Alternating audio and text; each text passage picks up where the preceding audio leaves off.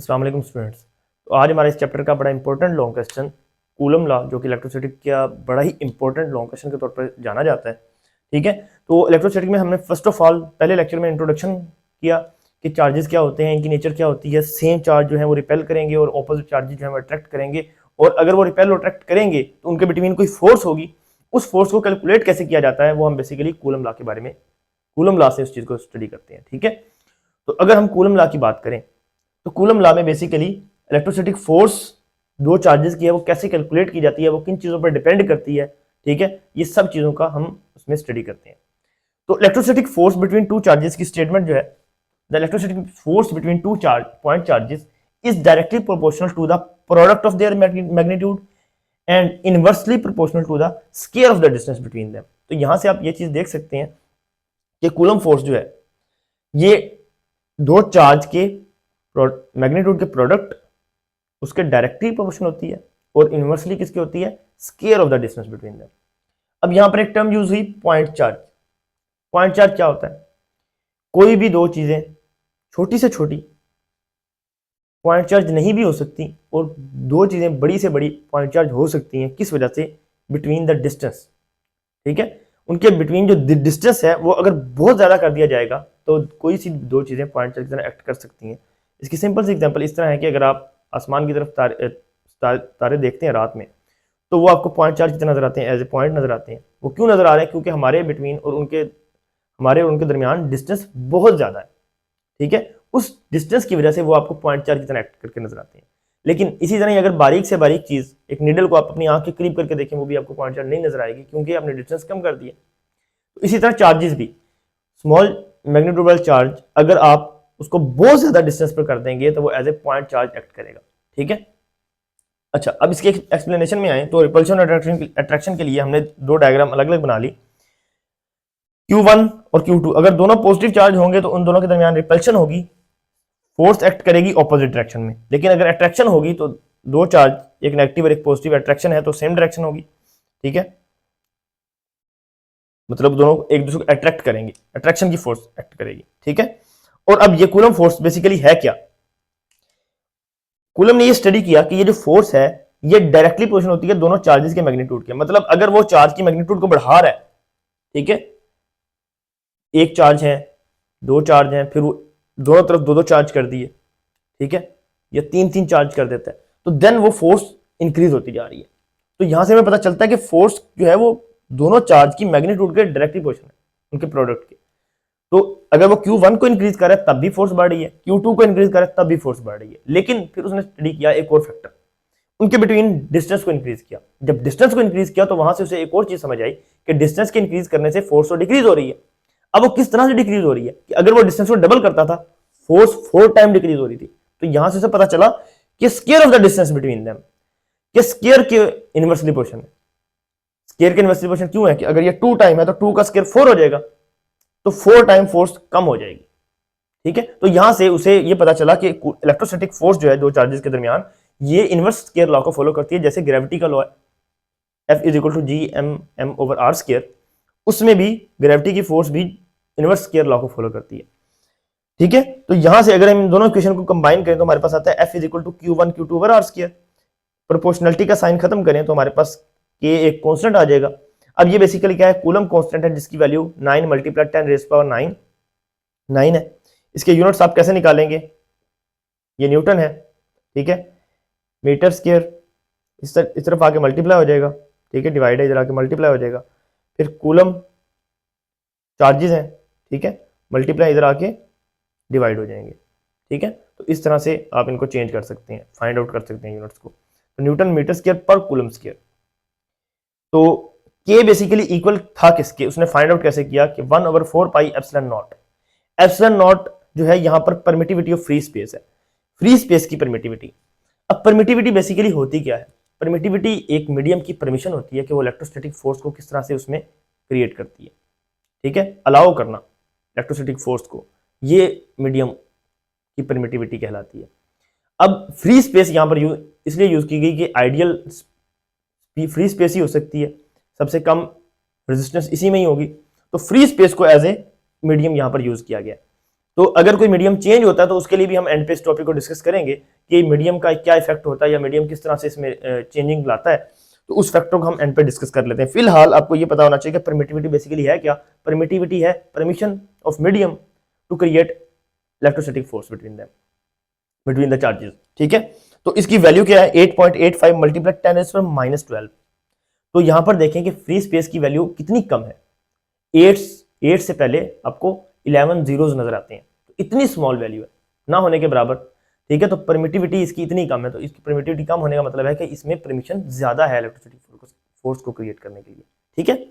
तो यहां से अगर हम फोर्स का फॉर्मूला बनाएं तो F इज इक्वल टू के Q1 Q2 over R square. तो के उसने किस तरह से फाइंड किया था 1/4 पाई एप्सिलॉन नॉट, तो ये हमने यहां पर पुट कर दिया।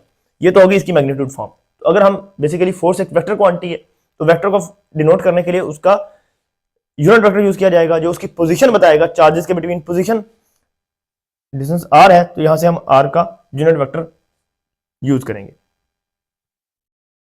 यहां पर देखें तो वेक्टर के लिए यूनिट वेक्टर यूज कर लिया, तो ये इसकी वेक्टर फॉर्म होगी। अब हम इसका एक और मेन टॉपिक है वो ये है कि coulomb force is a mutual force. Mutual force का मतलब ये है कि जितनी फोर्स चार्ज Q1 Q2 पर लगा रहा है उतनी ही इक्वल और ऑपोजिट फोर्स Q2 Q1 पर भी लगाएगा, ठीक है। अब इसको प्रूव कैसे करना है, बेसिकली ये बनता ये है कि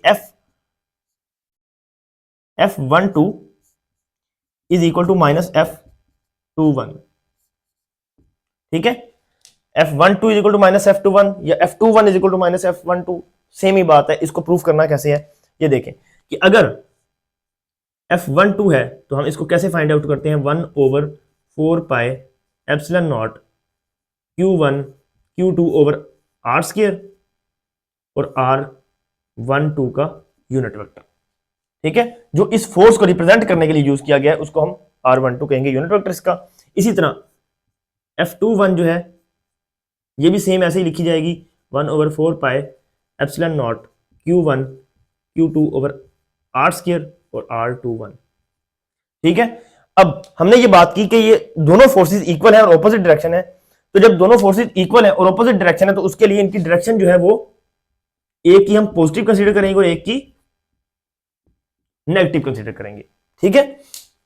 क्योंकि दोनों वेक्टर्स इक्वल है लेकिन डायरेक्शन ऑपोजिट है, तो जब दो वेक्टर इक्वल और ऑपोजिट डायरेक्शन में होते हैं तो सिर्फ हम उनकी डायरेक्शन के साथ एक के साथ पॉजिटिव का साइन लगाते हैं और एक का नेगेटिव का लगाते हैं, होते वो दोनों इक्वल ही है, ठीक है। तो यहां से हमें ये चीज पता चल गई कि इन दोनों वेक्टर इक्वल है लेकिन इनकी डायरेक्शन क्या है ऑपोजिट है। अब इक्वल क्यों है, देखें इनकी दोनों की मैग्नीट्यूड सेम है ना, यहां पर देखिए कोई चीज फर्क नहीं है। Q1 Q2 over R square Q1 Q2 over R square, यहां पर भी चार्ज Q1 और Q2 है, यहां पर भी चार्ज Q1 और Q2 है। जब दोनों चार्ज ही सेम है, ठीक है, दोनों फोर्सेस के लिए, तो इनमें मैग्नीट्यूड में फर्क हो भी नहीं सकता, ठीक है। तो यहां से आप किसी भी एक फोर्स को कंसीडर कर लेते हैं F12 is equal to 1/4 pi epsilon naught Q1 Q2 over R square. हम इसका यूनिट वेक्टर R12 यहां पर लिखते हैं, ठीक है। यही वाली इक्वेशन मैंने यहां पर लिख ली, लेकिन R12 तो माइनस R21 के इक्वल है, तो यहां पर लिख दें आप 1/4 pi epsilon naught Q1 Q2 over R square minus R21, ठीक है। तो यहां से ये माइनस का साइन आप कॉमन ले लें, 1/4 pi epsilon naught Q1 Q2 over R square R21, ठीक है। तो यहां से आपको पता चल गया ये किसके इक्वल है, ठीक है, इसके इक्वल है। तो यहां पर इसको रिप्रेजेंट कर सकते हैं आप F12 is equal to minus F21, ठीक है। तो यहां से हमें प्रूफ हो गया कि coulomb force is a mutual force, और न्यूटन का थर्ड लॉ भी यहां पर फॉलो होता है कि दो बॉडीज जो है वो एक दूसरे पर इक्वल और ऑपोजिट डायरेक्शन की फोर्स लगाती हैं, ठीक है। तो यहां पर थर्ड लॉ भी फॉलो हो गया और coulomb is a mutual force. ये इस तरह से शॉर्ट क्वेश्चन भी आता है कि prove that coulomb force is a mutual force, तो वहां पर आपने यहां से लेकर यहां तक इसको प्रूव करना है कि दो चार्जेस एक दूसरे पर इक्वल और ऑपोजिट डायरेक्शन में फोर्स लगाएंगे, ठीक है, according to Newton third law, ठीक है। इक्वल और ऑपोजिट डायरेक्शन की फोर्स होगी और दोनों चार्जेस की फोर्स अलग अलग से लिख के आपने डायरेक्शन को ऑपोजिट करके इस तरह से इसको प्रूव कर देना है। अब इफेक्ट ऑफ मीडियम क्या है, किसी भी मीडियम की परमिटिविटी जो है वो फ्री स्पेस और रिलेटिव मीडियम की परमिटिविटी परमिटिविटी के मल्टीप्लाई के इक्वल होती है। ठीक है, तो मीडियम जब दो चार्जेस के दरमियान यहां पर फ्री स्पेस है, ठीक है, तो यहां पर अगर आप देखें तो दो चार्जेस के दरमियान जो मीडियम है वो क्या है, फ्री स्पेस या वैक्यूम। ठीक है, अगर दो चार्जेस के दरमियान कोई और मीडियम रख दिया जाता है, एयर, हवा, पानी या कोई भी चीज एज ए डाइलेक्ट्रिक मीडियम रख दी जाती है, तो ये फोर्स किस तरह से, किस फैक्टर से चेंज होगी, आप इसको जरा देखिए। अगर कूलम फोर्स है F is equal to 1/4 epsilon naught की जगह पे हम एप्सिलॉन मीडियम लिख देंगे, ठीक है, Q1 Q2 over R square. अब मीडियम की परमिटिविटी किसके इक्वल होती है, एप्सिलॉन नॉट और एप्सिलॉन आर। ठीक है, तो इस फैक्टर से ये डिक्रीज होगी। अब आपको पता है कि परमिटिविटी फ्री स्पेस तो बहुत वैल्यूज की कम है, ठीक है, -12। -12 का मतलब है कि 8 से पहले आपको 11 जीरो नजर आएंगे, तो इतनी स्मॉलर वैल्यू। लेकिन अगर आप इस टॉपिक में बुक में टेबल देखें परमिटिविटी का, हर मीडियम की परमिटिविटी लिखी हुई है, तो अगर कोई और मीडियम दो चार्जेस के दरमियान फ्री स्पेस के साथ ऐड होता है तो उस मीडियम की, हर मीडियम की परमिटिविटी 1 से ग्रेटर है। ठीक है, 1 से ग्रेटर होने का मतलब है कि अगर डिनोमिनेटर में 1 से ग्रेटर वैल्यू हो तो डिनोमिनेटर इंक्रीज करने का मतलब है कि ये वाली जो आंसर निकलेगा वो क्या होगा, कम होगा। ठीक है, जब डिनोमिनेटर में इंक्रीज आएगा, ठीक है, तो फोर्स क्या होगी, डिक्रीज होगी। ठीक है, यहां पर फोर्स डिक्रीज होगी।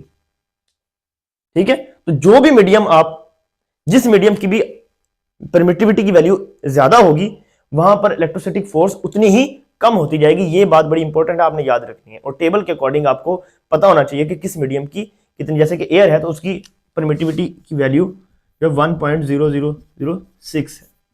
ठीक है, तो इस तरह से आपको डिफरेंट मीडियम की परमिटिविटी का पता होना चाहिए कि जिसकी परमिटिविटी ज्यादा होगी वहां पर उस मीडियम में दो चार्ज के बिटवीन इलेक्ट्रोस्टैटिक फोर्स उतनी ही कम होगी, क्योंकि वो मीडियम रेजिस्ट करेगा, वो परमिशन कम देगा।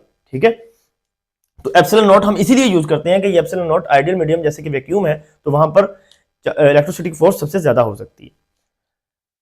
आप इसको जरा रीअरेंज करें तो ये फोर्स है between the due two medium, तो F medium is equal to 1 over epsilon R को कॉमन ले लें, ठीक है, 1/4 epsilon naught Q1 Q2 over R square. अब ये जो फोर्स का फॉर्मूला बना है ये किसके बिटवीन है, दो चार्ज जो कि उनका बिटवीन मीडियम कौन सा है, वैक्यूम है। तो यहां से हम इसको जरा रीअरेंज करें तो देखें एफ मीडियम, मतलब मीडियम की वजह से जो फोर्स बनेगी वो होगी 1/एप्सिलॉन नॉट आर एफ वैक्यूम। ठीक है, तो यहां से आप ये मल्टीप्लाई जरा के क्या हो जाएगा, डिवाइड।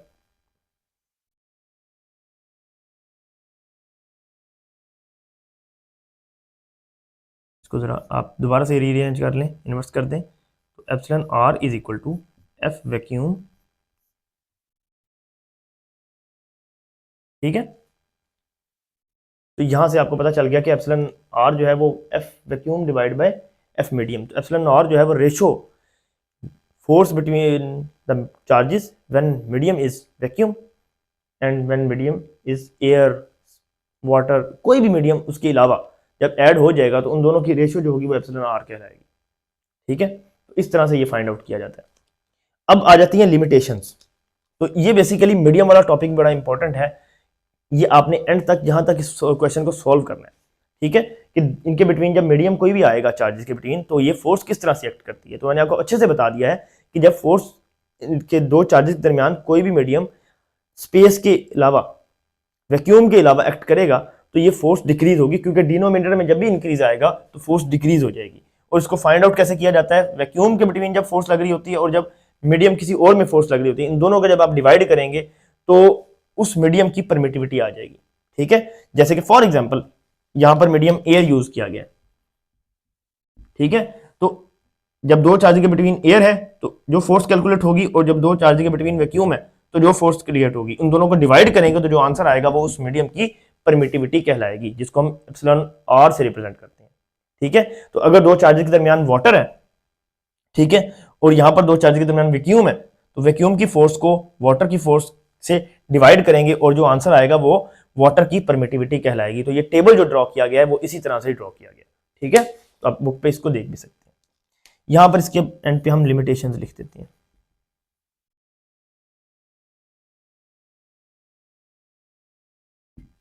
सबसे पहली लिमिटेशन तो ये है कि ये टॉपिक किस चैप्टर का है, इलेक्ट्रोस्टैटिक्स, चार्जेस एट रेस्ट। तो ये not apply on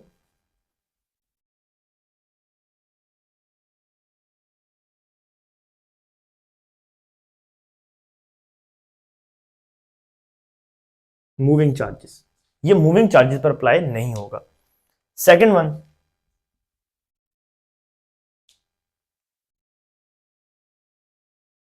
only apply on point charge.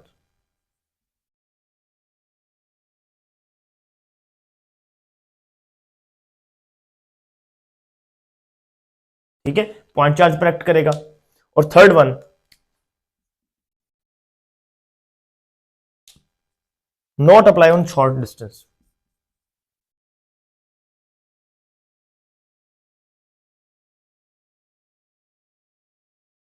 Short distance between charges, आप यहां पर वर्ड यूज करें चार्जेस। ठीक है, तो यहां पर ये तीन इसकी लिमिटेशन आ गई कि मूविंग चार्जेस पे अप्लाई नहीं होगा क्योंकि इलेक्ट्रोस्टैटिक का चैप्टर है और इलेक्ट्रोस्टैटिक फोर्स है। जब चार्जेस रेस्ट में होते हैं तो उस टाइम उनके बिटवीन जो फोर्स है, तब उस फोर्स को कूलम फोर्स या इलेक्ट्रोस्टैटिक फोर्स का नाम दिया जाता है। और जब चार्ज मूव करता है तो एक और क्वांटिटी बनती है जिसको हम करंट का नाम देते हैं, तो तब उसमें मैग्नेटिक फोर्स जो है वो भी ऐड हो जाती है। तो इस वजह से हम सिर्फ यहाँ पर कूलम फोर्स तभी कहलाती है, कूलम लॉ तभी होल्ड करता है जब दो चार्जेस रेस्ट पर होते हैं, क्योंकि ये इलेक्ट्रिसिटी का टॉपिक है। तो जब मूव चार्ज करता है तो वहां पर कुछ और फैक्टर ऐड होते हैं जो कि हम इसमें चैप्टर में जब करंट इलेक्ट्रिसिटी पढ़ेंगे वहां पर इन चीजों को डिस्कस करेंगे। इस तरह only apply on point charges, तो यहाँ पर आप देख सकते हैं कि सिर्फ पॉइंट चार्ज पर एक्ट करेगा कि पॉइंट चार्ज बिटवीन उनके दरमियान जो डिस्टेंस होगा वो ज्यादा होगा, तो देन फिर उन पर एक्ट करता है ये। Not apply on short distance, short distance में अप्लाई क्यों नहीं होता, क्योंकि जब हम शॉर्ट डिस्टेंस करते हैं तो दो बॉडीज पॉइंट चार्ज नहीं कहलाती। ठीक है, तो इस वजह से यहाँ वहां पर भी एक्ट नहीं करता। आई होप कि आप लोगों को कूलम लॉ अच्छे से समझ आया होगा। तो ये इस टॉपिक में मैंने हर चीज को क्लियर से एक्सप्लेन कर दिया है कि मीडियम का इफेक्ट क्या होगा, म्यूचुअल फोर्स क्या है, मैथमेटिकल फॉर्म, वेक्टर फॉर्म, इसकी एक्सप्लेनेशन, स्टेटमेंट। तो इसको अच्छे से आपने तैयार करना है और ये कंप्लीट लॉन्ग क्वेश्चन एग्जाम में आता है। तो एग्जाम के पॉइंट ऑफ व्यू से ये बड़ा इंपॉर्टेंट क्वेश्चन है। आई होप कि आप लोग को अच्छे से इसकी समझ आई होगी। थैंक यू, अल्लाह हाफिज़।